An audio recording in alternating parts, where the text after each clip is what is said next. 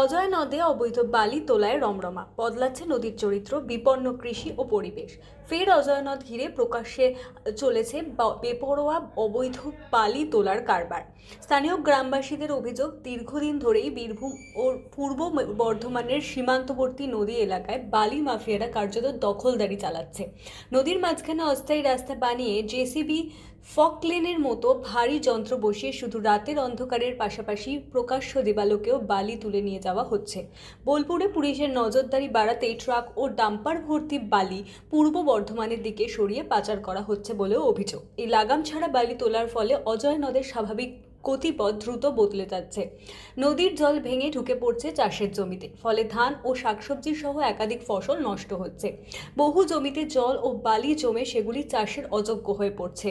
বছরের পর বছর এভাবে ক্ষতির মুখে পড়ছেন কৃষকরা। স্থানীয়দের দাবি, পূর্ব বর্ধমানের মালোচা এলাকায় টেন্ডার সত্ত্বেও বনকুল মৌজায় অবৈধভাবে বালি কাটা হচ্ছে। একইভাবে বীরভূমের রায়পুর সুপুর পঞ্চায়েতের চন্দনপুর মৌজায় বৈধ ঘাট থাকলেও পুরোচা ও রেওড়া মৌজায় চলছে বেআইনি বালি তোলা। অভিযোগ, পুলিশের একাংশের মদতেই এই বেআইনি কারবার এতটা মাথাচাড়া দিয়ে উঠেছে। প্রশাসনের নীরবতা নিয়েও তীব্র ক্ষোভ প্রকাশ করে দ্রুত কড়া ব্যবস্থার হস্তক্ষেপের দাবি জানিয়েছেন গ্রামবাসীরা। আমাদের অসুবিধা হচ্ছে বলতে, আমরা বনকুল গ্রামের বাসিন্দা। বনকুল গ্রামের মৌজার বালি কাটছে বীরভূমের মাফিয়ার এসে, কি অন্য কেউ হয়তো বালি কাটছে। আমরা কাল রাতে গিয়েছিলাম বাধা দিতে, আমাদের বাধা শুনেনি। কাল পুলিশ এসেছিল, প্রশাসন এসেছিল, এসে আমাদেরকে দু চাকা তো জিজ্ঞেস করলো, আমরা বললাম, কিন্তু পুলিশ ও প্রশাসন কিছু করলো না, ওদেরকে না বলে চলে গেল। আমরা চাইছি যাতে যেভাবে বালি কাটছে সেভাবে কোনো আনলিগেলে বালি কাটছে, লিগেলে বালি কাটুক, আমরা কোনো কিছু চাই না। আমাদের ক্ষতি হচ্ছে বলতে, আমাদের চাষের জমির ক্ষতি হচ্ছে। আমরা যে রক্ত জল করে চাষ করছি সেই জমিগুলো ক্ষতি হচ্ছে। ঠিক মতো ফসল পাচ্ছি না, বালি ধসে নেমে যাচ্ছে জমিগুলোকে। আমার নাম পুনাই বাগদি, গ্রাম হচ্ছে আমরা পূর্ব বর্ধমান জেলার বনকুল গ্রামের বাসিন্দা। আমাদের এখানে মালোচা মৌজার বালি মাফিয়ারা মালোচা মৌজায় টেন্ডার পেয়েছে।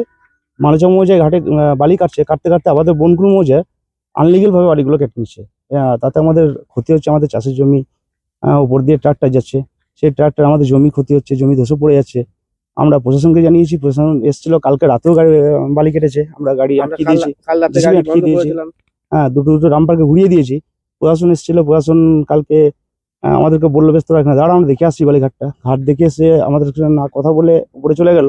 তারপর বললো যে ঘাট বন্ধ থাকবে, কালকে ফয়সলা হবে, তারপরে বালি কাটাকাটি শুরু হবে। তা এখনো পর্যন্ত শুনছি নাকি বালি কাটছে। আমরা দেখে এলাম বালি কাটছে।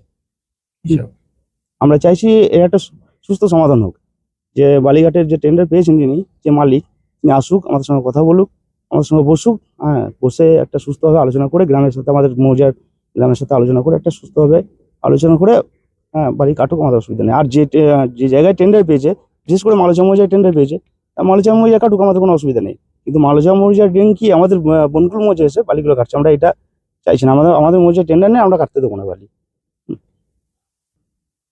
তারা আমরা ঠিক জানি না, হয়তো বালি মাফিয়া হবে। এবার আমরা তো জানি না, আমরা সাধারণ চাষিবাসী মানুষ, আমরা চাষ করে খাই। এবার কে টেন্ডার পেয়েছে, কে কোথা থেকে টেন্ডার পেয়েছে, আমরা কিছুই জানি না। আমরা দেখলাম আনলিগেল ভাবে কাটছে, আমাদের মৌজায় কাটছে, আমরা গিয়ে বাধা দিয়েছি। এবার চাষের তো অনেক ক্ষতি হচ্ছে। জমি জায়গা ধসে পড়ে যাচ্ছে, জমির উপর দিয়ে ট্রাক্টর চালিয়ে চলে যাচ্ছে, বড় বড় গাড়ি চলে যাচ্ছে। সেই হিসাবে আমরা প্রতিবাদ করেছি, গাড়ি আটকিয়েছি, কালকে বালিঘাট আটকিয়েছি। আজকে সুস্থ সমাধান না হলে আমরা বালি কাটতে দেবো না। সুকুমার দাস, বনকুল গ্রামের বাসিন্দা।